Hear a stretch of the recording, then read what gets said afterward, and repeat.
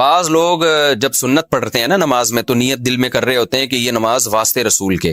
تو دیکھیں اس کے دو مطلب ہو سکتے ہیں. ایک تو یہ کہ عبادت تو میں اللہ کے لیے کر رہا ہوں، لیکن رسول کے واسطے کا مطلب یہ ہے کہ نبی صلی اللہ علیہ وسلم جب قیامت کے دن ملیں گے، آپ سے میری ملاقات ہوگی، تو آپ صلی اللہ علیہ وسلم بھی خوش ہوں گے کہ اس نے میری سنت کو زندہ کیا. تو اس مفہوم کے تحت وہ یوں کہہ رہا ہوتا ہے کہ اللہ کے رسول کے واسطے، یعنی عبادت تو اللہ ہی کے لیے، لیکن رسول اللہ صلی اللہ علیہ وسلم کی شفاعت کا میں مستحق بن جاؤں، اور آپ صلی اللہ علیہ وسلم کی سے جب بروز محشر ملاقات ہو تو آپ صلی اللہ علیہ وسلم مجھ سے خوش ہوں گے کہ چل بھائی تو نے میری سنت کو ماشاءاللہ زندہ کیا. تو یہ نیت ہو سکتی ہے. اور دوسری نیت یہ ہو سکتی ہے کہ میں یہ رسول کو خوش کرنے کے لیے نماز پڑھ رہا ہوں، یعنی یہ نماز ہے ہی رسول کے لیے، اللہ کے لیے نہیں ہے. تو یہ تو خالص شرک ہے. عبادت تو صرف اللہ کے لیے ہوتی ہے. لیکن اگر پہلی والی نیت ہے نا تو وہ شرک تو نہیں ہے، لیکن بہرحال شرک کا ذریعہ بن سکتی ہے وہ. تو اس لیے ہم جب نماز میں نیت کریں تو بس اللہ کے لیے پڑھ رہا ہوں اتنا کافی ہے. باقی نبی صلی اللہ علیہ وسلم تو بروز محشر جب آپ کے علم میں یہ بات لائی جائے گی کہ یہ سنتوں کو بھی زندہ رکھتا تھا، تو آپ صلی اللہ علیہ وسلم کی رضا تو ہمیں انشاءاللہ ملے گی، اور آپ صلی اللہ علیہ وسلم کی شفاعت کا ذریعہ یہ چیز بنے گی، اور حوض کوثر سے پانی پینے کا ذریعہ بنے گی. تو ایسی نیت کرنا جس میں شرک کا وہم بھی ہونا، اس نیت سے ہمیں اجتناب کرنا چاہیے، کیونکہ عبادت ہے نا. عبادت میں پھر شرک میں اور توحید میں بڑا باریک سا فرق رہ جاتا ہے. تو عبادت کو ایسی نیت ہو کہ بالکل آپ اس کو ایکسپلین کر سکیں. تو ایسے مبہم الفاظ نیت میں نہیں کہنے چاہیے، نہ سوچنے چاہیے. تو سیدھا سیدھا نیت کریں، بس اللہ کے لیے میں نماز پڑھ رہا ہوں، بس اتنی نیت کافی ہے. پہلے سوال ہے جی محمد صاحب کی طرف سے، جو انڈیا سے ہیں. کیا نماز میں نیت کے لیے یہ کہنا ضروری ہے کہ میں 4 رکعت فرض نماز پڑھ رہا ہوں، منہ میرا کعبہ شریف کی طرف، امام صاحب کے پیچھے، یا دل میں ہی پتا ہو کہ آپ 4 رکعت فرض پڑھ رہے ہیں تو یہ بھی کافی ہوگا؟ دیکھیں، یہ کہ منہ میرا کعبہ شریف کی طرف اور اس امام کے پیچھے، تو منہ تو کعبہ شریف کی طرف ہوتا ہے تو نماز ہوتی ہے، اس لیے اس کی نیت ضروری نہیں ہے. باقی یہ کہ امام کے پیچھے میں دل میں اتنا ارادہ کافی ہے کہ میں جماعت سے نماز پڑھ رہا ہوں، اب اکیلا نہیں پڑھ رہا. بعض دفعہ انسان صف میں کھڑا ہوتا ہے، اپنی نیت باندھ لیتا ہے، تو دل میں بس اتنا ارادہ ہوتا ہی ہے. جب آپ صف میں کھڑے ہیں تو اور کیا کرنے کے لیے کھڑے ہیں؟ اپنی نماز تھوڑی پڑھنے کے لیے کھڑے ہیں. تیسرا مسئلہ یہ کہ 4 رکعت فرض پڑھ رہا ہوں، 2 رکعت فرض پڑھ رہا ہوں، یہ نیت لغو ہے. آپ فجر کے 2 فرض پڑھ رہے ہیں اور آپ نیت یہ کریں میں 4 پڑھ رہا ہوں، تو بھی فجر کے 2 ہی ہوں گی، اس سے کوئی فرق نہیں پڑے گا، کیونکہ وہ اللہ کی طرف سے پہلے سے 2 رکعت متعین ہے.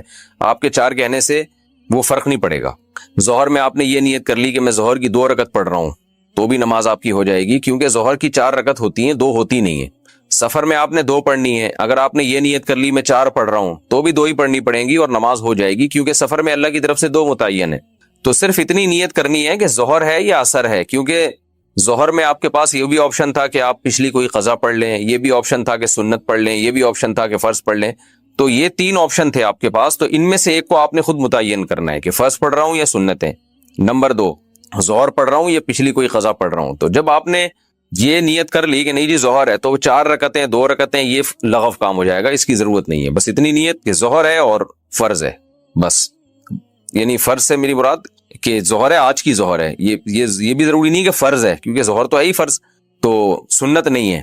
سنتیں پڑھ رہے ہیں تو دل میں یہ نیت ہو کہ یہ ظہر میں سنت پڑھ رہا ہوں، میں فرض نہیں پڑھ رہا. تو بس اتنی کافی ہے. آج کل نیتوں میں بہت زیادہ غلو ہونے لگا ہے.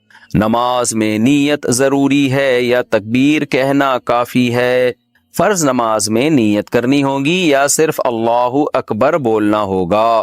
اگر نیت کرنی ہوگی تو وہ اردو میں کریں یا عربی میں کریں. سلمہ صاحبہ دبئی سے. دیکھیں، نیت نماز میں ضروری ہے، لیکن نیت دل کے ارادے کا نام ہے، اور دل میں ارادہ انسان اپنی زبان میں ہی کرتا ہے جو اس کی مدر لینگویج ہے. بس دل میں نیت کرتا ہے میں نماز پڑھ رہا ہوں، تو بس اتنا کافی ہے. پھر جو نماز ہے اس کی نیت کر لیں، ظہر کی ہے تو ظہر کی نیت کر لیں، عصر کی ہے تو عصر کی، فرض کی ہے تو فرض کی کر لیں. بس دل میں نیت کافی ہے، اس کا انگلش عربی اردو سے کوئی تعلق نہیں ہے. نماز کی نیت کیا زبان سے ضروری ہے؟ نماز کی نیت کا کیا حکم ہے؟ دل میں نیت کافی ہے یا لفظوں سے نیت کرنا ضروری ہے؟ ابرار احمد سومرو سکھر سے. نہیں جی، نیت تو دل کے ارادے کا نام ہے، بلکہ فقہا نے لکھا ہے کہ دل میں ارادہ تھا ظہر پڑھ رہا ہوں، اور واقعی ظہر کی نماز تھی، زبان سے نکل گیا کہ عصر پڑھ رہا ہوں، تو نماز ادا ہو جائے گی، اس لیے کہ دل میں صحیح ارادہ کیا ہوا ہے. اور اگر ظہر پڑھ رہا ہے، دل میں ارادہ کر لیا عصر پڑھ رہا ہوں، زبان سے نکل گیا ظہر پڑھ رہا ہوں، تو نماز نہیں ہوگی. حالانکہ زبان سے صحیح نکلا ہے، لیکن چونکہ دل میں اثر تھا تو نہیں ہوگی. تو اس لیے دل میں ارادہ ہے اصل نماز کے لیے، زبان سے نیت ضروری نہیں ہے. وہمیوں کے لیے فقہا نے لکھا تھا کہ جو وہمی ہوتے ہیں نا، جو ہر وقت وسوسوں میں مبتلا رہیں گے، پتہ نہیں میں نے ظہر کی نیت کی تھی عصر کی، بعض ایسے وہمی ہوتے ہیں، ان کے لیے فقہا نے لکھا ہے کہ وسوسہ دور کرنے کے لیے وہ زبان سے نیت کر لیں، لیکن نارملی شریعت کا حکم یہی ہے کہ انما الاعمال بالنیات، اعمال کا مدار جو نیت پر ہے، تو نیت تمام فقہا کا اتفاق ہے وہ دل کے ارادے کا نام ہے۔ تہجد کی نماز سنت ہے یا نفل؟ تہجد کی نماز سنت ہے یا نفل؟ صادق رفیق انڈیا سے۔ دیکھیں یہ سنت یا نفل یہ ٹرمز ہیں، اصطلاحات ہیں جو ایک دوسرے کے معنی میں بھی استعمال ہوتی ہیں۔ نفل کہتے ہیں اضافی نماز جو فرض نہ ہو، اس لحاظ سے تو تہجد نفل نماز ہے، لیکن ہر نفل پر نبی صلی اللہ علیہ وسلم نے پابندی نہیں کی ہے، اہتمام نہیں کیا ہے، تو جو وہ نوافل جن کا آپ صلی اللہ علیہ وسلم نے اہتمام کیا یا آپ ان کو پڑھا کرتے تھے تو ان کو سنت کہا جاتا ہے۔ تو اس لیے تہجد اس لحاظ سے نفل ہے کہ فرض واجب نہیں ہے، لیکن اس لحاظ سے سنت ہے کہ محض ایک عام نوافل کی طرح اس کی فضیلت نہیں ہے، بلکہ آپ صلی اللہ علیہ وسلم کی عادت تھی، تو اس لحاظ سے یہ سنت ہے، تو بہتر لفظ اس کے لیے سنت ہی ہے، اور یہ عام سنت نہیں ہے، اس کی بے پناہ فضیلت ہے۔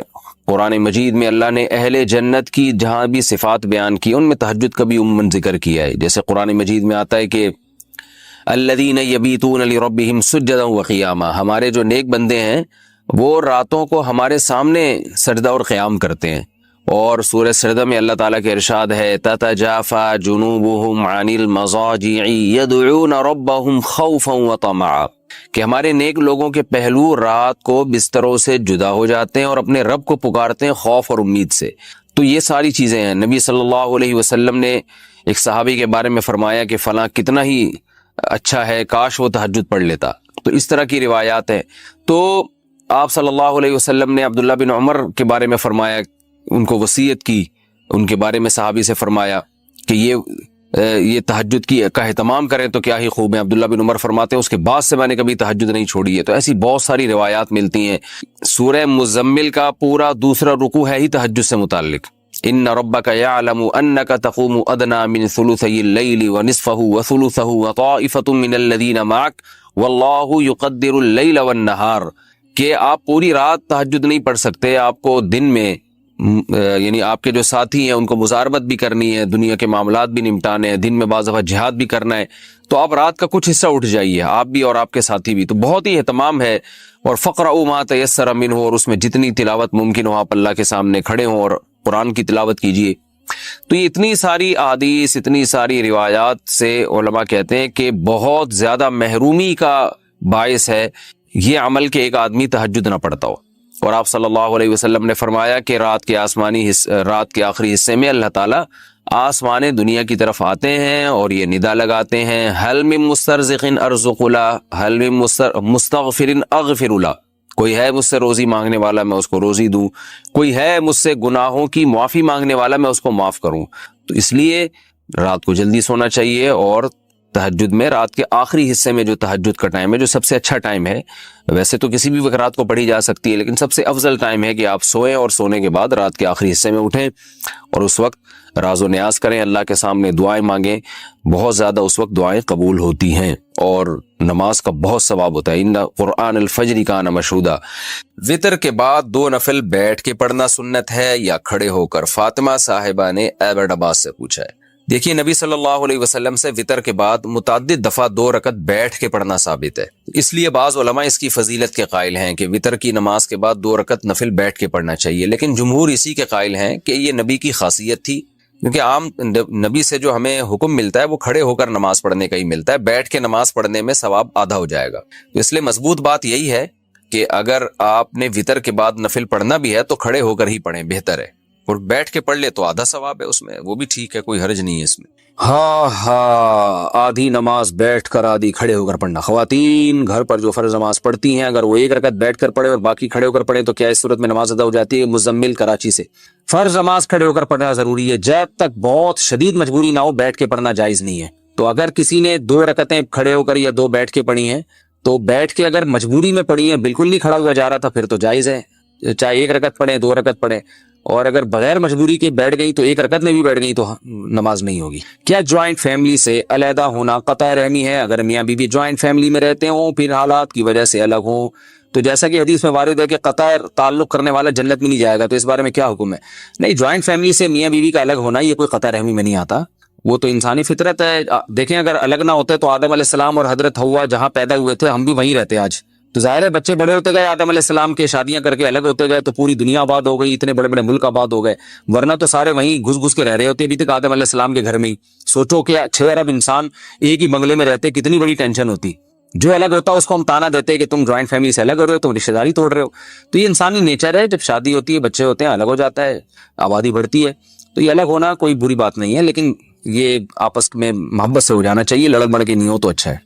کیا سنت نماز چھوڑنے سے گناہ ہوگا؟ فرض نمازوں میں جو سنت مؤکدہ ہیں کیا انہیں چھوڑنے سے آدمی گناہگار ہوتا ہے یا نہیں؟ حسان احمد حیدرآباد انڈیا سے. جناب حسان صاحب, سنت مؤکدہ جو ہے نا, جو فجر سے پہلے کی 2 سنتیں ہیں, ظہر سے پہلے کی 4, ظہر کے بعد کی 2, پھر مغرب کے بعد کی 2 اور پھر عشاء کے بعد کی 2, یہ سنت مؤکدہ ہیں. حدیث میں اس کی بہت ترغیب ہے کہ آپ صلی اللہ علیہ وسلم نے فرمایا جو ان 12 رکعتوں پر پابندی کرے گا تو اللہ تعالیٰ جنت میں اس کے لیے گھر بنائیں گے. اور آپ صلی اللہ علیہ وسلم نے ہمیشہ یہ نمازیں پڑھی ہیں. تو وہ سنت جس پر آپ نے بہت تاکید سے عمل کیا ہو اس کو سنت مؤکدہ کہا جاتا ہے. اور اس سنت مؤکدہ کا حکم یہ ہے کہ وہ فرض واجب تو نہیں ہے. کبھی کبھار اگر کوئی چھوڑ دے, بلا عذر بھی کبھی کبھار چھوڑ دے تو کوئی حرج نہیں ہے, کسی عذر سے چھوڑ دے تو بھی کوئی حرج نہیں ہے. لیکن بلا عذر اگر آپ اس کو چھوڑیں گے اور عام طور پر چھوڑنے کا معمول اگر بنا لیں گے تو بہت سے علماء اس کے قائل ہیں کہ آپ پھر گناہگار ہوں گے. اور اس پر تو سب کا اجماع ہے کہ ایسا شخص قابل ملامت ہے اور قیامت کے دن آپ صلی اللہ علیہ وسلم کی شفاعت سے محروم ہو سکتا ہے, اس کا امکان موجود ہے. تو یہ ایسا شخص قابل ملامت ہے, اس کو ملامت کی جائے گی, اس کو برا بھلا کہا جائے گا کہ بھئی کیا کر رہے ہو تم. اس کی مثال ایسے بہت سے لوگ آج کل نئے نئے فتنے آ رہے ہیں نا, کہتے ہیں سنت مؤکدہ کیا ہوتا ہے, حدیث میں تو کہیں بھی نہیں ہے.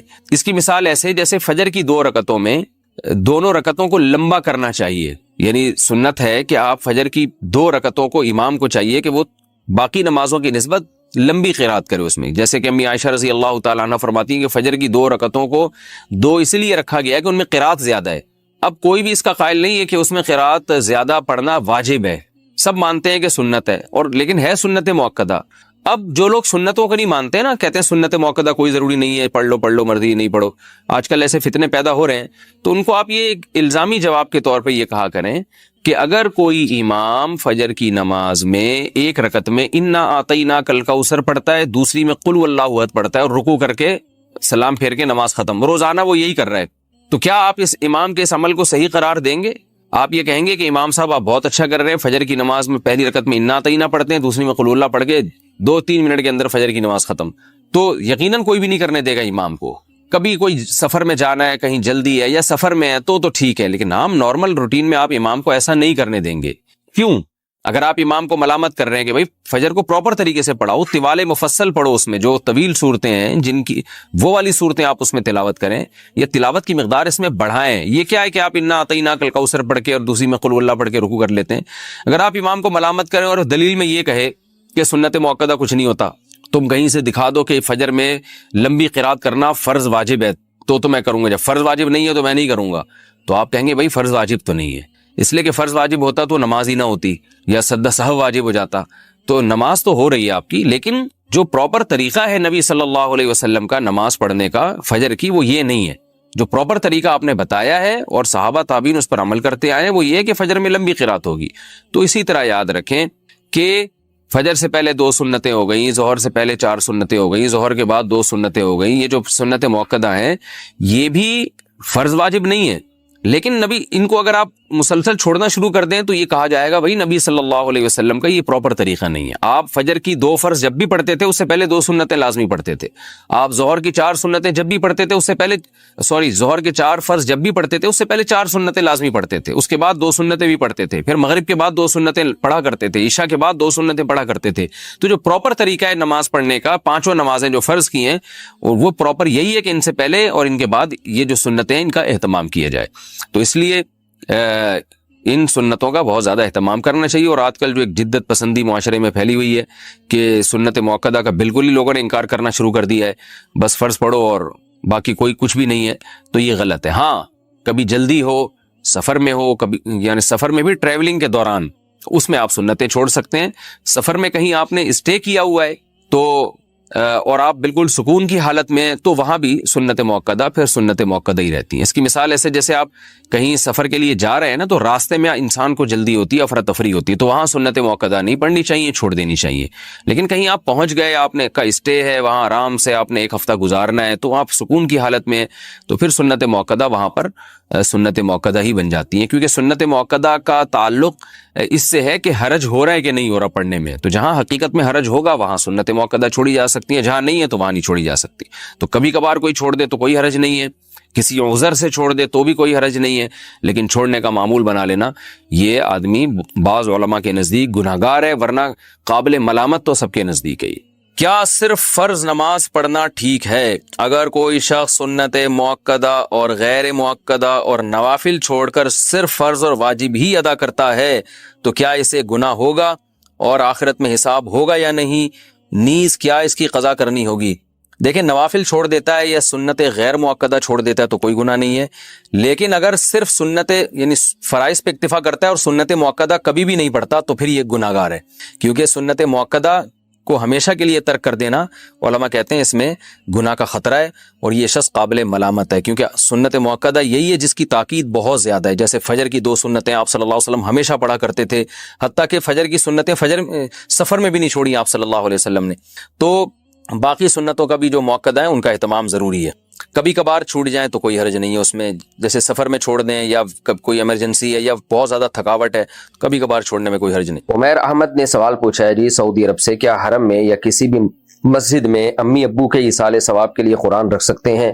اگر وہ زندہ ہوں یا انتقال کر گئے ہوں، دونوں کے بارے میں بتائیں۔ نہیں رکھ سکتے، کیونکہ مساجد میں اس طرح بہت زیادہ قرآن جمع ہو جاتے ہیں اور پھر ان کی بے حرمتی ہوتی ہے، مدارس مساجد والے پھر وہ جو اضافی قرآن ہے ان کو دفن کرنا پڑتا ہے، اور حرم میں تو ویسے ہی حکومت سعودیہ نے بہت سارے قرآن رکھے ہوئے ہیں، تو ایصال ثواب کرنا ہو تو ان کے لیے صدقہ خیرات کریں، جو منصوص ہے جس کا حدیث میں صراحتاً ذکر ہے، وہ زیادہ اچھا کام ہے، صدقہ خیرات کیا کریں، کسی غریب کو فائدہ پہنچائیں۔ میں شادی شدہ ہوں اور کوکنگ کا چینل بنانا چاہتی ہوں، میرے صرف ہاتھ نظر آئیں گے، باقی پورا جسم پردے میں ہوگا، کیا یہ جائز ہے؟ دیکھیں، جوان عورت کو چاہیے کہ وہ ویسے تو پردے میں عورت گھر سے باہر بھی جا سکتی ہے، تو چینل پہ بھی آ سکتی ہے، لیکن شریعت میں حوصلہ افزائی کس بات کی ہے کہ عورت ایسے کام نہ کرے جو مردوں کے سامنے ہو۔ ظاہر ہے چینل پہ آئیں گی تو پوری دنیا دیکھے گی، اس میں مرد بھی ہوں گے، عورتیں بھی ہوں گی، تو عورتوں کا تو کوئی مسئلہ نہیں ہے۔ تو میں یہ نہیں کہہ رہا کہ یہ ناجائز ہے، اگر آپ مکمل پردے میں آتی ہیں تو گنجائش ہے اس کی، لیکن بہرحال یہ شریعت کی نظر میں حوصلہ افزائی نہیں ہے ایسے عمل کی، کہ کوئی مجبوری ہو تو ایک الگ بات ہے، لیکن اگر مجبوری نہیں ہے اور آپ کے شوہر کما رہے ہیں تو پھر آپ کو چاہیے کہ آپ نہ آئیں تو زیادہ بہتر ہے۔ جائز ہے، بہرحال ناجائز ہونے کی کوئی دلیل نہیں ہے۔ بہت سی چیزیں جائز ہوتی ہیں لیکن شریعت اپریشیٹ نہیں کرتی، حوصلہ افزائی نہیں کرتی۔ جیسے عورت کی آواز کا پردہ فرض نہیں ہے، لیکن بلا وجہ مرد سے بات کرنے کو عورت پسند نہیں کرتی، شریعت پسند نہیں کرتی کہ عورت بلا وجہ کسی مرد سے بات کرے، تو غیر ضروری بات کرے اس سے، تو حالانکہ عورت کی آواز کا جو سطر میں داخل نہیں ہے عورت کی آواز۔ پھر قرآن نے فتنوں سے بچنے کے لیے کتنی سخت پابندیاں لگائی ہیں عورت کے اوپر۔ اللہ تعالیٰ نے قرآن میں کیا کہا؟ وَلَا يَضْرِبْنَ بِأَرْجُلِهِنَّ لِيُعْلَمَ مَا يُخْفِينَ مِنْ زِينَتِهِنَّ، کہ عورت اپنا پاؤں زور سے زمین پہ نہ رکھے کہ اس کے پازیب کی آواز اور جو گھنگرو ہیں اس کی آواز مردوں کے کان میں جائے، غیر مرد کے کان میں جائے، اس میں بھی احتیاط کرے عورت۔ اسی طرح فرمایا لَا تَخْضَعْنَ بِالْقَوْلِ فَيَطْمَعَ الَّذِي فِي قَلْبِهِ مَرَضٌ، جب کوئی غیر مرد آپ سے بات کرے، کوئی شرعی مسئلہ پوچھے یا کوئی بھی ضرورت کی بات کرے تو آپ اپنی آواز میں نرمی پیدا نہ کریں۔ تو اتنی ساری احتیاطوں کا شریعت نے حکم دیا، تو خواتین جاب اگر کوئی مجبوری ہو تو ایسی جگہ جہاں ان کو دیکھنے والی صرف خواتین ہی ہو، مردوں سے کم واسطہ پڑتا ہو، تو چینل پہ اگرچہ پردے میں ہوں لیکن ظاہر ہے ساری دنیا کے مرد دیکھیں گے۔ ایک ایجڈ خاتون ہو تو ایک الگ بات ہے، عمر زیادہ ہو گئی ہو، بوڑھی خواتین، بوڑھی عورت ہو تو ایک الگ بات ہے، اس میں تو گنجائش ہے، یعنی اس میں امید ہے انشاءاللہ کوئی حرج نہیں ہوگا، لیکن جوان لڑکی بے پردہ ہو کے آنا تو بہرحال ناجائز ہے، اور اگر پردے میں بھی آئے تو بھی قابل تعریف نہیں ہے۔ اچھا، ایک شخص نے اپنی بیوی کو طلاق دی اور فوراً اسی وقت اس کی بہن سے کورٹ میرج کر لی، کیا ان کا نکاح ہو گیا؟ وہ ہمارے بہت قریبی رشتہ دار ہیں، ہمیں کیا کرنا چاہیے؟ نہیں جی، نکاح نہیں ہوا۔ بیوی کو طلاق دی اور اس کی بہن سے شادی کی، تو جب تک اس طلاق یافتہ کی عدت پوری نہ ہو جائے اس کی بہن سے شادی نہیں کر سکتے۔ وجہ اس کی ہے کہ جب تک عورت عدت میں ہوتی ہے تو نکاح بالکلیہ ختم نہیں ہوتا، اگرچہ میاں بیوی اگر 3 طلاقیں دی ہیں تو ریلیشن تو ناجائز ہو گیا میاں بیوی کا، لیکن نکاح کے کچھ حقوق باقی رہتے ہیں، عدت ہے اور نان نفقہ ہے، وہ شوہر پہ ہی ہوتا ہے، تو ہر جہت سے نکاح ختم نہیں ہو جاتا، لہذا اسی دوران اگر اس نے اس کی بہن سے نکاح کر لیا تو یہ ایسے ہی ہے جیسے دو بہنوں کو نکاح میں آپ نے جمع کر لیا، یہ جائز نہیں ہے، دو بہنوں سے ایک وقت میں نکاح نہیں ہوتا۔ تو عدت کے دوران بھی نکاح کے کچھ احکام چونکہ باقی رہتے ہیں، لہذا جب تک اس بہن کی عدت پوری نہیں ہوتی دوسری بہن سے نکاح اگر کرے گا تو یہ نکاح کالعدم ہوگا۔ تو انصاف کو چاہیے کہ فوراً علیحدگی اختیار کریں، اور جب ان کی پہلی بیوی کی عدت پوری ہو جائے پھر چاہیں تو نکاح کر سکتے ہیں۔ باقی ایسا کیا کیوں ہے انہوں نے؟ تو ایک بہن کو طلاق دے کے دوسری بہن سے نکاح کرنا، اس کی کوئی معقول ریزن اگر نہیں تھی تو یہ چیز قطع رحمی میں آتی ہے۔ سالیوں سے آج کل پردہ ہوتا نہیں ہے، عاشق ہو جاتے ہیں پھر اپنی بیوی کا گھر اجاڑ دیتے ہیں، یہ بہت غیر اخلاقی حرکت ہے، یہ بے پردگی کے عذاب ہیں ہماری سوسائٹی میں۔ شریعت نے حکم دیا ہے سالی کو کہ وہ بہنوئی سے پردہ کرے، آج کل پردہ نہیں ہوتا، بے تکلفیاں ہوتی ہیں، بہنوں کے گھر اجڑتے ہیں، اگر طلاق نہ دیں تو پھر ویسے ہی ناجائز ریلیشن قائم ہونا شروع ہو جاتے ہیں۔ گلناز انصاری یو پی سے، جب فجر کا وقت شروع ہو جائے تو فجر کی نماز سے پہلے کیا کوئی قضا نماز پڑھ سکتے ہیں؟ جی ہاں پڑھ سکتے ہیں۔ جب سالی سے نکاح نہیں ہو سکتا تو اس سے پردہ کیوں ہے؟ اس لیے کہ وہ سالی ہے، اس لیے پردہ ضروری ہے۔ نکاح ہو سکتا ہے بیوی کے مرنے کے بعد، تو ان رشتہ داروں سے پردہ نہیں ہے، ان رشتہ دار خواتین سے جن سے کبھی بھی قیامت تک نکاح ہو ہی نہیں سکتا۔ سالی سے تو نکاح ہو سکتا ہے، اگر بیوی کی خدا نخواستہ ڈیتھ ہو جائے تو پھر سالی سے نکاح ہو سکتا ہے، یا بیوی کو طلاق ہو جائے تو بیوی کی عدت گزرنے کے بعد پھر اس کی بہن سے نکاح ہو سکتا ہے، اس لیے نامحرم میں آتی ہے سالی۔ میں غیر مسلم ہوں اور مسلمان ہونا چاہتا ہوں۔ ماشاءاللہ ماشاءاللہ۔ جب سے گھر والوں کو یہ بات پتہ چلی ہے وہ مجھ سے بہت خفا رہتے ہیں، میں نے ان کو سمجھایا لیکن وہ یہ کہتے ہیں کہ جاؤ کہیں مسلمانوں میں رہو، مجھے کیا کرنا چاہیے؟ کیا جا کر کسی دوسرے شہر میں مسلم کمیونٹی میں رہنا چاہیے؟ دیکھیں اگر ناراض نہ ہو رشتہ دار اسلام قبول کرنے پر تو پھر تو سارے آدھے سے زیادہ غیر مسلم مسلمان ہو جائیں، وہ اسی چکر میں نہیں ہوتے کہ خاندان چھوڑنا پڑے گا، پریوار چھوڑنا پڑے گا، رشتہ دار ناراض ہوں گے۔ تو ایسے موقع پہ دیکھنا یہ چاہیے کہ جس نے پیدا کیا ہے اس کا حق زیادہ ہے یا رشتہ داروں کا حق زیادہ ہے؟ جس خدا نے ہمیں بنایا ہے، جس اللہ نے ہمیں بنایا ہے، جو کریٹر ہے، خالق ہے، اس کا دین برحق تو اسلام ہے۔ ان الدین عند اللہ الاسلام، اللہ کہتا ہے کہ دین، حقیقی دین اسلام ہی ہے، اور ومن یبتغی غیر الاسلام دینا فلن یقبل منہ، اسلام کے علاوہ کسی اور دین کو فالو کرو گے نہیں مانوں گا میں۔ اور ویسے بھی عقل استعمال کی جائے، اسلام کو آپ دوسرے مذہبوں سے کمپیئر کریں گے تو اسلام کا پلڑا بھاری رہے گا، اور صاف ستھری تعلیمات ہیں، ایک خدا کو ماننا، طہارت، صفائی، رشتہ داری جوڑنا۔ اگر آپ اسلام قبول کرتے ہیں تو بھی اسلام آپ کو حکم دیتا ہے آپ اپنے غیر مسلم رشتہ داروں سے اچھا سلوک کریں، والدین سے اچھا سلوک کریں۔ تو انسانیت اور رشتہ داری جوڑنا یہ تو اسلام اس میں سپیریئر ہے۔ تو اللہ کہتا ہے اگر کسی نے مجھے خوش کرنا ہے تو اس کے پاس اسلام کے علاوہ کوئی آپشن نہیں ہے۔ تو میرا مقصد دوسرے مذاہب کی توہین یا ان کا مذاق اڑانا نہیں ہے، لیکن مقصد صرف یہ بتانا ہے کہ اللہ کے دین جو ہے اگر کسی نے فالو کرنا ہے، عقل بھی یہی کہتی ہے کہ وہ اسلام ہی ہے، توحید ہے، طہارت ہے، نمازیں ہیں، عبادت ہے، حج ہے، زکوٰۃ ہے، صدقات و خیرات ہیں، رشتہ داری جوڑنا ہے، معاہدوں کی پابندی ہے، یہ ساری چیزیں اسلام کی تعلیمات میں شامل ہیں۔ 5 ارکان ہیں، یہ 5 ارکان دنیا میں کسی مذہب کے پاس نہیں ہے، نماز، زکوٰۃ، روزہ، حج اور کلمہ توحید، یہ کتنے، یہی ایک 5 چیزیں ہی اسلام کی حقانیت کے لیے کافی ہیں۔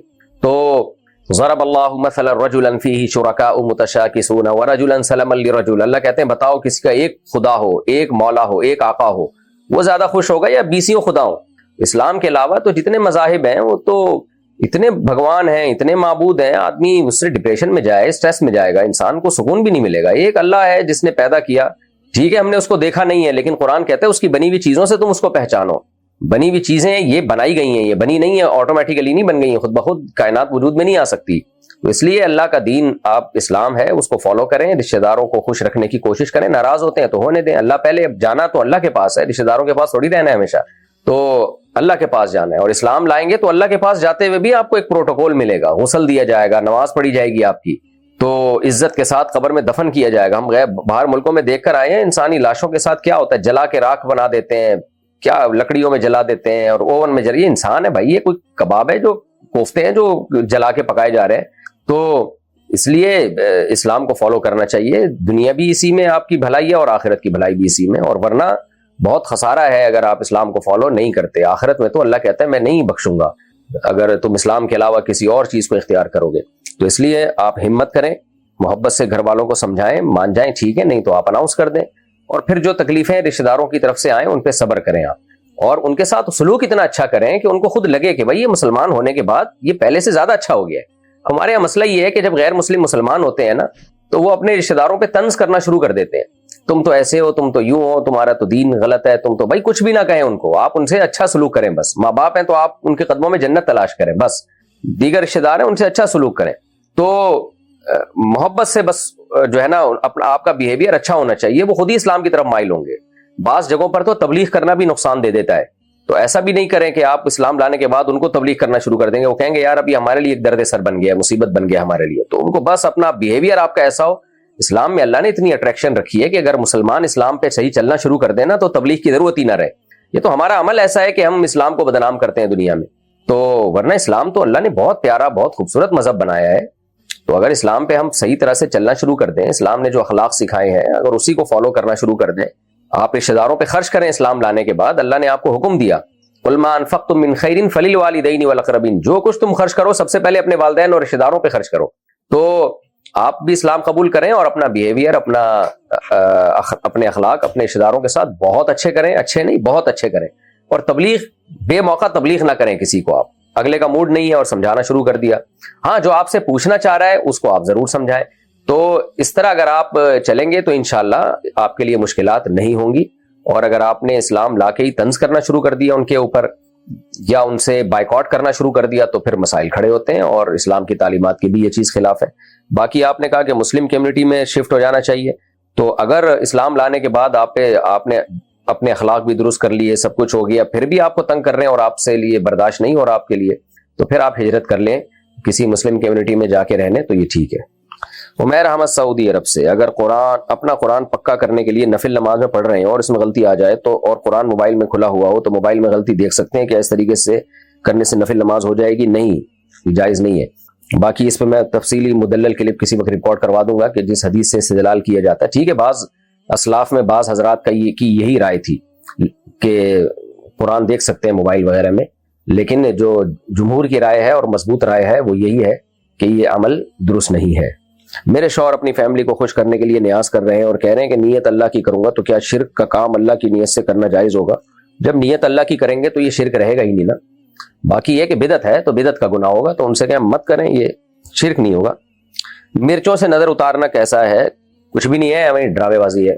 تو لوگ کہتے ہیں ہم جب مرچوں سے نظر اتارتے ہیں تو بچہ ٹھیک ہو جاتا ہے. وہ بیمار ہی اس لیے شیطان اس کو کرتا ہے کہ شیطان کو پتا ہوتا ہے کہ یہ اس کے ابا اور اماں جو ہے وہمی ہے, تو وہ کچوکے لگاتا ہے بچوں کو, بچے روتے ہیں, چیختے ہیں, تنگ کرتے ہیں.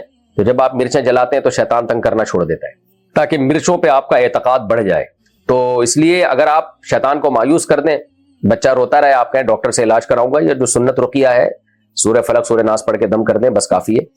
تو اس سے زیادہ میں آگے نہیں بڑھوں گا, تو شیطان تھوڑے دنوں میں مایوس ہو کے اپنا بوریہ بسل لے کے گول کر جاتا ہے. تو یہ جو اس طرح کے ٹوٹکوں سے جن کو شفا ملتی ہے وہ زیادہ خطرناک ہے. یہ اس کی علامت ہوتی ہے کہ شیطان نے اب اس گھر میں ڈیرے لگا لیے. شیطان اب بچوں کو بھی تنگ کرے گا, چھیڑے گا بھی, اور شیطان کو پتا ہے کہ یہ آدمی یہ مرچیں جلائے گا, کوئی یہ سل بٹے گھمائے گا, پتہ نہیں کیا کیا اوٹ پٹانگ حرکتیں ہو رہی ہوتی ہیں. میرے اللہ نے اتنی ماشاءاللہ اللہ نے مجھے اولاد دی, اللہ نظر بس سے بچائے. ہم تو نہ کبھی مرچیں جلائی ہم نے, نہ کبھی اس طرح کے ٹوٹکے کیے. جب ہم فیس بک چلاتے ہیں تو اس میں بہت سے لوگوں نے پوسٹ کی ہوتی ہے کہ اس پوسٹ کو اللہ کے لیے یا نبی کے لیے لائک کرو, اور بہت سی پوسٹوں میں لکھا ہوتا ہے کہ اگر اس پوسٹ کو لائک کرو گے تو خوشخبری ملے گی. کیا ہم ان کو اسکپ کر سکتے ہیں یا ان کو لائک کرنا ضروری ہے؟ ان کو اسکپ کرنا ضروری ہے, لائک کرنا تو ناجائز ہے بالکل. میں پاکستان میں رہتا ہوں, مسلمان ہوں, میری ایک گرل فرینڈ ہے جو ہندو ہے, مسلمان ہونا چاہتی ہے, مجھ سے شادی کرنا چاہتی ہے. مجھے کیا کرنا ہوگا؟ آپ کو اس کو مسلمان کرنا ہوگا, پھر اس سے شادی کرنی ہوگی, اور پھر اس رشتے کو نبھانا ہوگا. یہ کرنا ہوگا آپ نے. کرو گے پھر بھی نہیں, اللہ توفیق دے. بہرحال مفتی صاحب, اگر کوئی پیدل حج کے لیے جائے تو یہ کیسا ہے جبکہ تمام سہولیات موجود ہیں؟ آج کل جہاز بھی ہے لیکن پھر بھی پیدل جائے تو کیا یہ مناسب ہے؟ کیونکہ شریعت تو یہ کہتی ہے اپنا وقت بچایا جائے. اسلاف میں بعض حضرات سے ثابت ہے کہ وہ پیدل حج کیا کرتے تھے. حضرت حسن رضی اللہ تعالی عنہ نے 20 مرتبہ پیدل حج کیا ہے. کوفہ سے, بصرہ سے یا کوفہ سے گئے ہیں آپ, جو اللہ کے گھر کی عظمت کے لیے. لیکن جن لوگوں میں زیادہ طاقت نہ ہو اور وسائل نہ ہو, صحت اچھی نہ ہو, ان کے لیے جائز نہیں ہے. کیونکہ نبی صلی اللہ علیہ وسلم نے بعض خواتین جنہوں نے منت مانی ہوئی تھی پیدل حج کی, ان کو روکا ہے اس عمل سے. تو ہر ایک کی صحت دوسرے سے مختلف ہوتی ہے, ہر ایک کے پاس وسائل مختلف ہوتے ہیں, وقت کا بھی مسئلہ ہوتا ہے, ہر ایک کے پاس وقت ایک جیسا نہیں ہوتا, وقت میں برکت کا بھی مسئلہ ہوتا ہے. یہ اب جو اسلاف تھے ان کے وقتوں میں تو اللہ نے بہت برکتیں دی تھیں, تو اس لیے شرعاً جائز ہے اگر کسی میں طاقت ہے, قوت ہے. اور باقی جب تک کسی شخص کے شخصی حالات کو نہ دیکھا جائے اس وقت تک فتویٰ نہیں دیا جا سکتا. تو عمومی طور پر تو اپنے آپ کو ایسی مصیبت میں نہیں ڈالنا چاہیے. راستے میں لٹ جائے, ڈاکو آ جائیں, اور پھر اتنا ٹائم جب یہ گزارے گا تو اس میں نان نفقہ کیا ہے اس کے پاس, گھر والوں کے لیے کیا چھوڑ کے جا رہا ہے, وغیرہ وغیرہ 20 باتیں. تو اس لیے نارملی تو یہ عمل مناسب نہیں ہے. جہاز جب ہیں جا رہے ہیں آرام سے آپ جائیں, حج کر کے آئیں, لیکن اگر کسی میں حوصلہ ہے, ہمت ہے, وہ پیدل جا رہا ہے تو یہ اس کے حوصلے کی بات ہے بھائی. ہم کیا کہہ سکتے ہیں اس بارے میں. کیا بھیڑیا ناپاک ہوتا ہے؟ نہیں, کوئی بھی جانور اوپر سے ناپاک نہیں ہوتا سوائے خنزیر کے. کتے کا بھی لعاب ناپاک ہے, کتا خود ناپاک نہیں ہے, صرف اس کا تھوک ناپاک ہوتا ہے. تو بھیڑیے کا بھی, بھیڑیے کی ضرورت پیش کیا آ گئی آپ کو. بہرحال بھیڑیا ناپاک نہیں ہوتا. ہاں, درندوں کا جو تھوک ہے وہ ناپاک ہوتا ہے. اگر وہ کہیں پانی میں برتن میں منہ ڈال لے تو وہ برتن ناپاک ہو جائے گا. 2 سال سے کم عمر کے بچے کو چھونے سے کیا حرمت مصاہرہ ثابت ہو جائے گی؟ نہیں جی, حرمت مصاہرہ ثابت ہونے کے لیے لڑکی ہو, لڑکا لڑکی میں ریلیشن ہو, اور وہ لڑکی بھی قریب البلوغ ہو, بالکل چھوٹی بچی نہ ہو, تو اس سے پھر حرمت مصاہرہ ثابت ہو جاتی ہے. حرمت مصاہرہ کا مطلب یہ ہے کہ اس کے آپ کا کسی لڑکی سے فزیکل ریلیشن ہو گیا تو اس لڑکی کی ماں اور بیٹی سے آپ کبھی بھی نکاح نہیں کر سکتے. اور اگر پہلے سے وہ آپ کے نکاح میں تھیں تو نکاح حرام ہو جائے گا, بیوی حرام ہو جائے گی. لیکن کبھی کہیں ایسا ہو تو خود سے فتوے نہ دیں, کسی قریبی دارالفتہ سے, ریلائبل ادارے سے ڈیٹیل لکھ کے باقاعدہ فتویٰ لیں. ہندو کا قرآن پڑھنا کیسا ہے؟ بہت اچھا ہے. اللہ تعالیٰ نے تو قرآن میں غیر مسلموں کو بھی خطاب کیا ہے. کتنی آیتیں قرآن کی ایسی ہیں, یا ایھا الناس, یا ایھا الناس, اے لوگو. تو اے لوگوں میں تو غیر مسلم بھی داخل ہیں. یا ایھا الناس اتقوا ربکم, اے لوگو اس رب سے ڈرو جس نے تمہیں پیدا کیا اور تم سے پہلے لوگوں کو پیدا کیا. یہ سارے خطاب قرآن کے غیر مسلموں کے لیے. تو اس لیے غیر مسلم کو بھی قرآن پڑھنا چاہیے, اور کوئی غیر مسلم قرآن پڑھنے کے لیے مانگے تو ترجمے والا قرآن اس کو دینا چاہیے. قرآن نے مشرکوں کے بارے میں سورہ توبہ میں کیا فرمایا کہ ان کو مہلت دو حتی یسمع کلام اللہ. اور اگر کوئی غیر مسلم مشرکین میں جن سے تمہارا ایگریمنٹ نہیں ہے لیکن تم سے ایگریمنٹ کر کے پناہ میں آنا چاہتا ہے تو اس کو لے آؤ پناہ میں, حتی یسمع کلام اللہ, تاکہ وہ اللہ کے کلام کو سنے اپنی آنکھوں, اپنے کانوں سے. اور کیونکہ ان میں بہت سے لوگ ہیں جن کو قرآن کا پتہ ہی نہیں کہ کیا لکھا ہوا ہے اس میں, اس لیے غیر مسلم کو تو قرآن سنانا بھی چاہیے, اس کو سننا بھی چاہیے, اس کو پڑھنا بھی چاہیے, تحقیق تو کرے وہ. مفتی صاحب, جیسے حدیث میں عورت کے بارے میں آتا ہے کہ جو عورت دوسروں کو اپنی طرف مائل کرے اور دوسروں کی طرف مائل ہو جنت کی خوشبو بھی نہیں سونگے گی, تو ایسے مردوں کے بارے میں کیا حکم ہے؟ میرے جو شوہر ہیں وہ دوسری عورتوں کی طرف بہت مائل ہوتے ہیں, چھپ کر تصویریں بناتے ہیں, اور کبھی میری دوستوں کی تصویر پر لٹو ہو جاتے ہیں. سبحان اللہ. کبھی کسی کی بیوی کو بولتے ہیں کہ دنیا کی سب سے خوبصورت عورت ہے. ایسے مرد کے بارے میں کیا حکم ہے؟ بےغیرتی ہے پرلے درجے کی. 2 بےغیرتیاں اکٹھی ہو گئی ہیں یہاں پہ.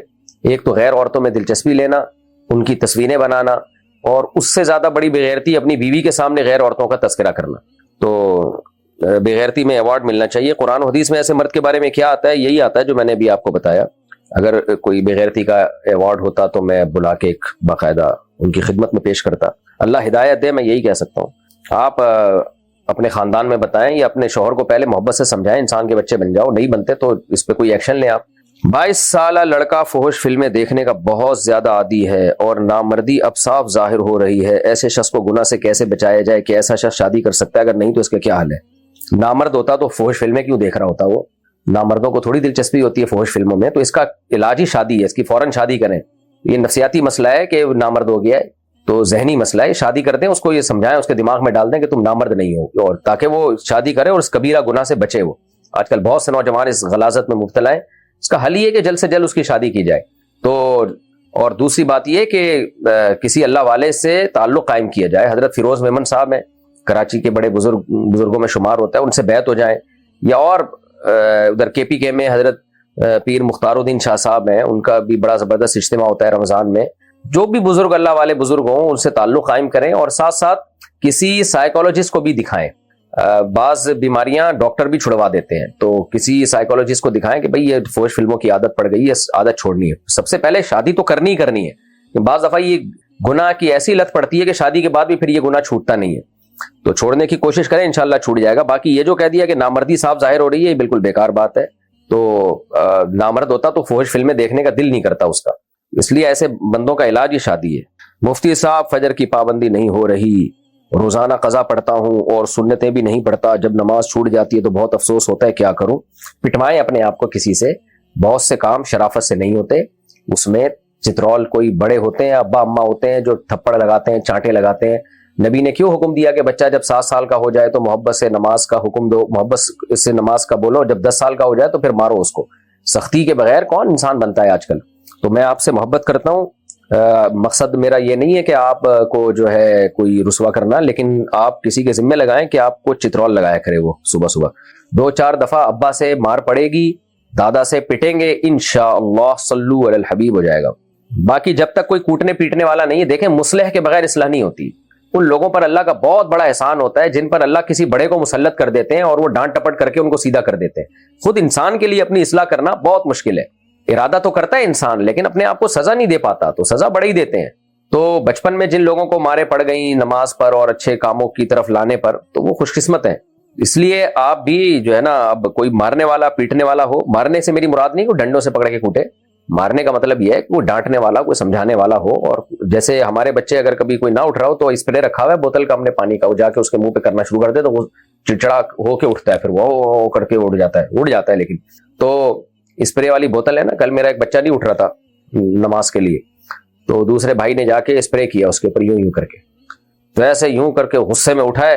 پھر جب مجھے دیکھا کہ میں کھڑا ہوا ہوں تو پھر چپ ہو گیا, کچھ بولا نہیں آگے سے, تو اور گیا تمیز سے ماشاءاللہ اس نے نماز پڑھی ہے. صلو علی الحبیب. تو آپ کو بھی کسی کے ذمے لگائیں, اور یہ تو حدیث, اگر آپ شادی شدہ ہیں تو پھر بیوی کے ذمے لگائیں کہ وہ پانی کی چھینٹیں مارے آپ کے اوپر, یہ چیز بھی حدیث سے ثابت ہے. بہرحال جی, جب تک کوئی ایسا سزا دینے والا نہ ہو تو پھر اپنے آپ کو خود ہی سزا دیں. جس دن فجر چھوٹ جائے ناشتہ گیا. اب بولے ناشتہ اسی دن ہوگا جس دن فجر کی نماز جماعت سے پڑھوں گا. کیا عصر اور مغرب کے درمیان سونے سے دماغ کمزور ہوتا ہے؟ یہ کوئی سونے کا نیچرل ٹائم نہیں ہے. نیچرل ٹائم سونے کا رات کو ہے جو قرآن نے بیان کیا ہے, اور دن میں قیلولہ دوپہر کے وقت تھوڑی دیر. تو اس کے علاوہ جو ٹائم ہے فجر کے بعد سونا یا عصر کے بعد سونا, یہ فطری ٹائم نہیں ہے, اس کی شریعت میں حوصلہ افزائی نہیں ہے. بہت سے اسلاف سے تو فجر کے بعد سونے کا ناپسند ہونا منقول ہے. لیکن بہرحال اگر کوئی ضرورت ہو تو ایک الگ بات ہے. بعض وقت تھکاوٹ اتنی ہوتی ہے اور آپ کے کام آگے بہت پڑے ہوتے ہیں تو پھر آپ سو بھی سکتے ہیں. تو ڈاکٹر تو یہی کہتے ہیں کہ یہ صحت کے لیے بھی اچھا نہیں ہے اور شریعت میں بھی زیادہ پسندیدہ, یعنی زیادہ کا مطلب پسندیدہ کام نہیں ہے. حرام ناجائز نہیں ہے بہرحال, لیکن پسندیدہ بھی نہیں ہے. اور فطری وقت نہیں ہے جو اللہ نے قرآن میں بیان کی ہے سونے کے اوقات, ان میں سے یہ وقت نہیں ہے. لیکن مجبوری ہو تو ایک الگ بات ہے. بعض دفعہ ایسی حالت ہوتی ہے انسان کی کہ سونا پڑتا ہے اس کو, نہیں سوئے گا تو زیادہ مسئلہ خراب ہو جائے گا. اچھا بھائی, کیا جنات انسانوں کو مار سکتے ہیں؟ جی مار سکتے ہیں, لیکن مارتے نہیں ہیں. اس لیے عاملوں سے ڈرنے کی ضرورت بالکل بھی نہیں ہے. بلا وجہ جنات نہیں انسان کو آ کے کوئی تنگ کرتے. اگر ایسا ہوتا تو ہم سب مر چکے ہوتے اب تک. تو اس لیے جنات کا رعب زیادہ انہی لوگوں پر ہوتا ہے جو جنات سے ڈرتے ہیں. قرآن مجید میں سورہ جن میں اللہ نے کیا فرمایا؟ وَأَنَّهُ كَانَ رِجَالٌ مِّنَ الْإِنسِ يَعُوذُونَ بِرِجَالٍ مِّنَ الْجِنِّ فَزَادُوهُمْ رَهَقًا. جنات جب مسلمان ہوئے تو انہوں نے کہا کہ ہم میں, یعنی بہت سے انسان ایسے تھے جو ہم سے پناہ مانگا کرتے تھے, یعنی ہمیں اتنا پروٹوکول دیتے تھے کہ جیسے ہم ان کو مصیبتوں سے بچائیں گے. تو جن انسانوں نے ہم یہ کرنا شروع کیا تو ہماری سرکشی بڑھ گئی. ہمیں لگا کہ انسان ہمیں اتنا پروٹوکول دے رہا ہے اور انسان ہم سے ڈر رہا ہے, تو ہم بھی پھر شیر ہو گئے. تو اس سے پتہ چلتا ہے کہ انسان اگر جنات سے جو ڈرتے ہیں اور عاملوں کے پاس جاتے ہیں, عاملوں کے پاس جانا اس کی علامت ہوتی ہے کہ آپ جنات سے ڈرتے ہیں. تو جو عاملوں کے پاس جاتے ہیں جن چڑیل بھوت وہیں آتے ہیں. تو اس لیے فی نفسی ہی تو یہ ممکن ہے کہ کوئی جن انسان کو قتل کر دے, لیکن عملی طور پر ایسا نادر ہے, یعنی نہ ہونے کے برابر ہے ایسے واقعات. تو اس لیے ڈرنے کی بالکل ضرورت نہیں ہے. یہ بالکل ایسے ہی ہے کہ جیسے کوئی کہے کہ کیا امریکہ میں جو فلاں دہشت گرد ہے وہ مجھے قتل کر سکتا ہے, تو جواب یہ کہ آپ کو کوئی بھی قتل کر سکتا ہے, لیکن کیوں کرے گا بھائی, وہ اس کا کیا لینا دینا آپ سے. یہ اور کوئی کہے کہ وہ جو فلاں ٹیررسٹ ہے وہ کیا میرے لاکر سے پیسے چوری کر سکتا ہے, بھائی کر سکتا ہے. جب بینک کو لوٹ سکتا ہے تو آپ کے لاکر سے چوری کیوں نہیں کر سکتا؟ لیکن سوال ہے کہ کیوں کرے گا بھائی. تو اس لیے جنات بھی کر سکتے ہیں لیکن کرتے ورتے نہیں ہیں, اور ان کا آپ سے لینا دینا کیا ہے. تو جنات کو لفٹ ہی نہ کرائیں آپ, تو اور لفٹ نہ کرانے کا مطلب عاملوں کے پاس نہ جائیں, اور جو سنت رقیہ ہے بس اس کا اہتمام کریں. سورہ فلق سورہ ناس پڑھ لیا کافی ہے. زنا مت کرو, شراب مت پیو, اللہ کی مخلوق کے حقوق بھی ادا کرو, اللہ کے حقوق بھی ادا کرو, نماز قائم کرو. اللہ کے حق میں سب سے پہلے کیا ہے؟ نماز. اللہ کہتا ہے تم آزاد نہیں ہو, انڈیپینڈنٹ نہیں ہو, ہر چیز میں میرے محتاج. وَإِن تَعُدُّوا نِعْمَتَ اللَّهِ لَا تُحْصُوهَا. اللہ کی نعمتوں کو گننا شروع کر دو, قلم گھس کے ختم ہو جائیں, سیاہی دنیا کی ختم ہو جائے. اللہ کے جو تم پر اکیلے پر احسانات ہیں ان احسانات کی فہرست ختم نہیں ہوگی, تو پھر آزادی ہم پہ جچتی نہیں ہے. بچپن میں ماں کی نعمت دے دی، جو جس نے پالا، باپ کی نعمت دے دی جس نے سہارا دیا، خاندان دیا، دوست احباب دیے، پیسہ دیا. آپ کہہ سکتے ہو ہمارے پاس تو پیسہ ہے ہی نہیں. بھائی آپ اپنے آپ کو کمپیئر کر رہے ہو اپنے سے زیادہ مالداروں سے.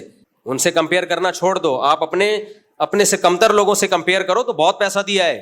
فٹ پاتھ پہ سونے والے لوگ بھی ہیں، آپ گھروں میں سو جاتے ہو. ایسے لوگ بھی ہیں 2 وقت کا، 1 وقت کا کھانا نہیں مل رہا آپ کو، 2 ٹائم پیٹ بھر کے کھاتے ہو، 3 ٹائم پیٹ بھر کے کھاتے ہو. ناشکری کی تو پھر کوئی انتہا ہے ہی نہیں.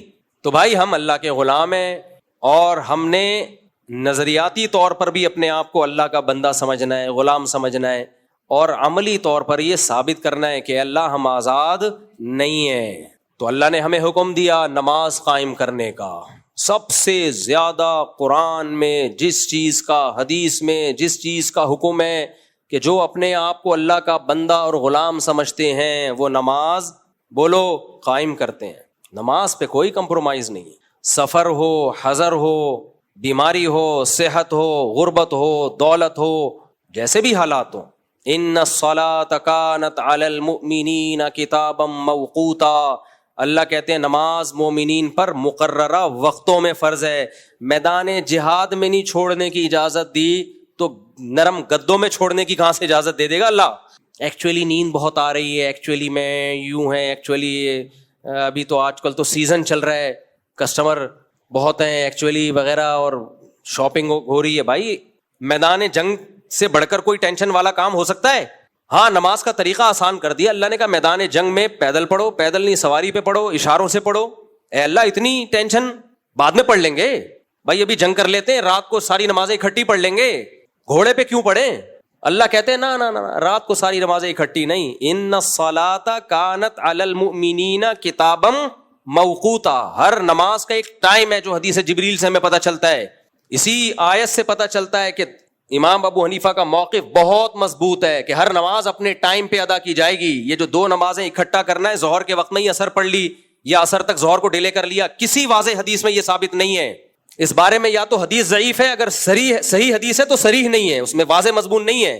ظہر کو عصر کے قریب لے کے جانا، عصر کو پہلے وقت میں پڑھنا، اس کو بھی حدیث میں جمع بین الصلاتین سے تعبیر کیا گیا ہے، خود صحیح حدیث سے ثابت ہے.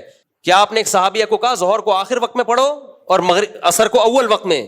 بذالک تجمعین بین الصلاتین، اس طرح 2 نمازیں اکٹھی پڑھ لو گی.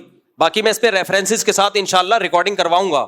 اس کو خود نبی نے کہا یہ 2 نمازیں اکٹھی، تو اکٹھی کا مطلب ہوگی ہر نماز اپنے ٹائم پہ. باقی لوگ حدیث صحیح مسلم کی حدیث پیش کرتے ہیں کہ نبی صلی اللہ علیہ وسلم نے 2 نمازیں اکٹھی پڑھی، عشاء کے وقت میں آپ نے جمع کیا مغرب اور عشاء کو.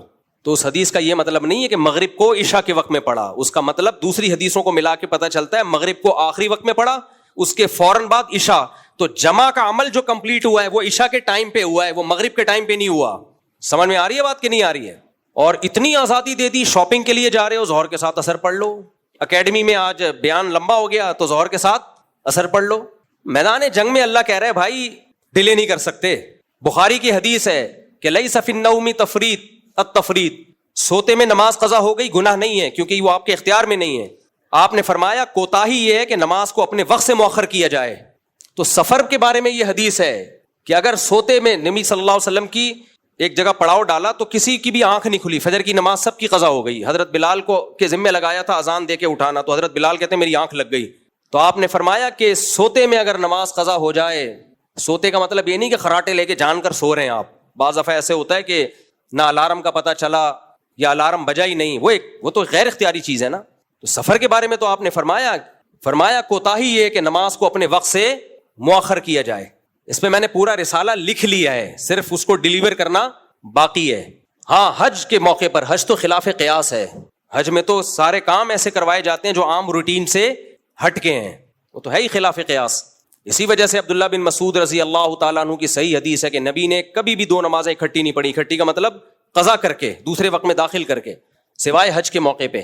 تو آپ صرف ایک آنکھ سے اگر دلائل دیکھتے ہو تو پھر آپ کو نظر نہیں آئے گا. یہ لوگ کیا کرتے ہیں، ایک چشمے سے دیکھتے ہیں جو اپنے مطلب کے دلائل، جو فریق مخالف کے دلائل ہیں اس کو یہ ایسے گنے بن کے پی جاتے ہیں. نماز سے بڑھ کر اسلام میں کچھ نہیں ہے بھائی. اور نماز میں اہمیت کس چیز کی ہے؟ پڑھنے کی نہیں ہے، وقت پہ پڑھنے کی ہے. یہ جو قرآن میں آتا ہے نا کہ والذین هم علی صلواتہم یحافظون، ایمان والے نمازوں کی حفاظت کرتے ہیں. عبداللہ بن مسعود اس کی تفسیر بیان کرتے ہیں، حفاظت کا مطلب اپنے وقت پہ پڑھتے ہیں. خالی پڑھنے کو تھوڑی حفاظت کرنا کہتے ہیں، وقت کے اندر. اور حدیث جبریل سے پتہ چلتا ہے ہر نماز کا ایک ٹائم ہے، ظہر کا الگ ہے، عصر کا الگ ہے، مغرب کا الگ ہے، عشاء کا الگ ہے، فجر کا الگ ہے. اور ویسے بھی ایک کامن سینس کی بات ہے، سفر میں 4 رکعتوں کی 2 کی اللہ نے، یہ اسی لیے تو تاکہ قضا نہ ہو. تو رخصت جب دی جاتی ہے کسی دوسری چیز کی حفاظت کے لیے دی جاتی ہے. جب بھی آپ کسی کو کوئی سہولت دیتے ہیں نا تو اس سہولت دینے کا مقصد ہوتا ہے اس کام کی حفاظت کی جائے. اس کی مثال ایسے ہے جیسے شریعت نے کہا آپ کھڑے ہو کے نہیں پڑھ سکتے نماز تو بیٹھ کے پڑھو. یہ کیوں کہا؟ تاکہ ضائع نہ ہو، ڈیلے نہ کرو. تو اس لیے اللہ نے کہا سفر میں مشکل ہے 4 کی 2 پڑھ لو تاکہ ڈیلے نہ ہو. باقی یہ حرف آخر نہیں ہے، اس پہ میرا پورا رسالہ ہے، لکھ چکا ہوں میں، صرف اس کو نیٹ پہ ڈالنا ہے اس کو. کیونکہ تحریر کا اسلوب کچھ اور ہوتا ہے اور بولنے کا اسلوب کچھ اور ہوتا ہے. ایسا مذاق اڑاتے ہیں لوگ، ابے یہ حنفی کیا، یہ تو سنت کے دشمن ہیں، یہ تو سنت کے. ایک صاحب کا میں نے آڈیو دیکھی، کہتا ہے میں حنفی تھا، اب تو میں ظہر کے ساتھ عصر پڑھتا ہوں اور مغرب کے ساتھ عشاء کے وقت میں عشاء پڑھتا ہوں، اور یہ حنفی لوگوں کو کیا پتا سنت کا. تو کبھی خوشبو لگا کے آ، تجھے بتائیں گے ہمیں کتنا سنت کا پتہ ہے. جاہل لوگ. اگر کوئی اختلافی مسئلہ ہے تو اعتدال سے بھی بیان کیا جا سکتا ہے. یہ لوگ جب تک طنز نہیں کرتے نا ان کو سکون نہیں ملتا. اور متکبر کو اللہ دنیا میں ذلیل کرتا ہے. امام شافعی رحمہ اللہ اس کے قائل ہیں 2 نمازیں اکٹھی پڑھی جائیں، مگر طنز نہیں کرتے. وہ شافعی بھی اس کے قائل ہیں مگر طنز نہیں کرتے. مگر یہ لوگ کیا کرتے ہیں، ایک حدیث ان کے سامنے آ گئی تو سمجھتے ہیں کہ اب ہم مجتہد اعظم بن گئے، مفتی اعظم بن گئے، سب پہ طنز کرتے ہیں. میرا جب 3 وطر والا کلپ گیا ہے نا مارکیٹ میں، وہ جو وطر پہ نہیں میں نے ریکارڈ کروایا تھا، وہ جو ایک آیا تھا اوہو آج تک ہم وطر غلط پڑھتے رہے، اس کا جب جواب میں نے ریکارڈ کروا کے ڈالا ہے، کتنے لوگوں کے فون آئے، مفتی صاحب ایسا ہمارے محلے میں کچھ فتنہ پرستوں نے ہمیں طنز کر کے رکھا ہوا تھا، تم حدیث کے مخالف، تمہیں کیا پتا قرآن و سنت کا، ایسا ذلیل کر کے رکھا ہوا تھا. کہہ رہے اللہ کا شکر ہے اب نظر نہیں ملاتے، ایسے گھننے بن کے سائڈ سے گزر جاتے ہیں. تو آپ کی ایک رائے ہے، آپ 100 دفعہ رکھو، اختلافی مسئلہ ہے، لیکن یہ طنز، دوسرے کو نیچا دکھانا، دوسرے کو کہنا اندھی تقلید کرتے ہو، علم کہاں ہے ان لوگوں کے پاس، یہ تکبر ہے. اور متکبر کو اللہ دنیا میں ذلیل کرتا ہے. اس میں ہمارا موقف بہت مضبوط ہے، سفر ہو یا حضر ہو. حج کے علاوہ 2 نمازیں آپ اکٹھی اس طرح سے تو پڑھ سکتے ہو، ظہر کو ڈیلے کرو آخری وقت میں، عصر کو اول وقت میں، اس طرح حدیث سے ثابت ہے، انشاءاللہ ریکارڈ کرواؤں گا میں. باقی اس طرح کے ظہر کو ڈیلے کر کے عصر کے ٹائم میں داخل کر دو. ہمارا دعویٰ یہ کہ اس بارے میں اگر حدیث ہے تو صحیح نہیں ہے، صحیح ہے تو صریح نہیں ہے، واضح نہیں ہے. جیسے صحیح مسلم کی حدیث ہے نا، عشاء کے وقت میں آپ نے جمع کیا، تو یہ صحیح حدیث تو ہے، صریح تھوڑی ہے. جمع کرنے کا مطلب یہ تھوڑی کہ مغرب کو عشاء کے وقت میں پڑھا ہے. جمع کا عمل جو ہوا ہے کہ مغرب کو آخری وقت میں، اور جب عشاء پڑھی ہے عشاء کے وقت میں، تو جمع کا عمل کمپلیٹ کب ہوا ہے؟ وہ عشاء کے وقت میں ہوا ہے. خیر یہ الگ ٹاپک ہے. تو اللہ کی غلامی میں سب سے پہلے کیا ہے میرے بھائی؟ نماز. سب سے پہلا اللہ کے حقوق میں سوال کس کا ہوگا؟ نماز کا ہوگا. نماز کے بغیر اللہ اسلام کو مانتا نہیں ہے سب سے پہلے. اور صحابہ سے یہ بات ثابت ہے کہ جو نماز سیدھی کر لے گا اس کے باقی اعمال بھی اللہ سیدھا کر دیں گے. ہاں سب سے پہلے تو فجر کی نماز ہے. فجر کو اس لیے کہا جاتا ہے جس نے فجر پڑھ لی باقی بھی پڑھ لے گا وہ. تو نماز کو سب سے پہلے سیدھا کرنے کی ضرورت ہے. آج ہو کیا رہا ہے، بس یہ واقعہ سنا کے بیان ختم کرتا ہوں. گرمی بھی بہت ہو رہی ہے، لوگوں کا کانسیپٹ ہی خراب ہو گیا بھائی نماز کے بارے میں. میں نے کئی بار یہ واقعہ سنا ہے، پرانا ہو گیا، اب کسی کو نہیں پتا چلے گا کس کی بات ہو رہی ہے. خاتون نے کہا میرا بھائی کی ڈیتھ ہو گئی، مفتی صاحب بہت نیک تھا، بہت نیک تھا، بڑا اللہ والا تھا. میں نے کہا ماشاء اللہ ماشاء اللہ. میں نے کہا نماز پڑھتا تھا کہ نہیں؟ بس نماز نہیں پڑھتا تھا وہ، بس نماز نہیں پڑھتا تھا. ابے نماز نہیں پڑھتا تھا تو نیک کہاں سے ہو گیا؟ اللہ کا اتنا بڑا حق ادا نہیں کر رہا. یہ بات کوئی غیر مسلم کہے تو سمجھ میں آتی ہے، مسلمان کہے کہ بے نمازی تھا لیکن کیا تھا؟ نیک تھا. یہ ایسا ہی ہے جیسے کسی خاتون کے شوہر مر گئے، اب وہ بیچاری میت کی تعریف کر رہی ہے، ہائے میرے میاں اتنے اچھے تھے اتنے اچھے تھے. بہن آج تک کسی عورت کو کبھی نظر بھر کے نہیں دیکھا، جب بھی دیکھا ٹکٹکی باندھ کے دیکھا انہوں نے. اب تعریف تو کرنی تھی نا، جھوٹ بھی نہیں بولنا چاہتی تھی. یعنی وہ بتانا چاہ رہی تھی میں جب بیٹھی ہوتی تھی تو کسی آنٹی کو نہیں دیکھتے تھے، میرے خوف سے کنکھیوں سے دیکھتے تھے، بس وہ اتنے نیک تھے. تو بھائی نیک کہاں سے ہو گئے جو ٹکٹکی باندھ کے عورتوں کو جھانک رہا ہے؟ تو ایسے ہی بھائی بے نمازی نیک نہیں ہو سکتا، اللہ نہیں مانتا بے نماز. اسلام میں سب سے پہلے کیا ہے؟ نماز. اور حقوق العباد میں سب سے پہلے والدین. حقوق العباد میں سب سے پہلے باپ اور ماں، بس باقی سب اس کے بعد. آپ ماں باپ کے ساتھ اچھے نہیں ہو پھر اللہ نہیں مانے گا آپ کو اچھا. دوستوں کے ساتھ تو سبھی اچھے ہو جاتے ہیں بھائی. تو اللہ ہم میں عبدیت پیدا کرے، اللہ ہمیں یہ سمجھنے کی توفیق عطا فرمائے کہ ہم اس کے غلام ہیں، اور غلام بن کے رہے، یہی زیادہ اچھا ہے اس کے. اللہ عمل کی توفیق عطا فرمائے. وما علینا الا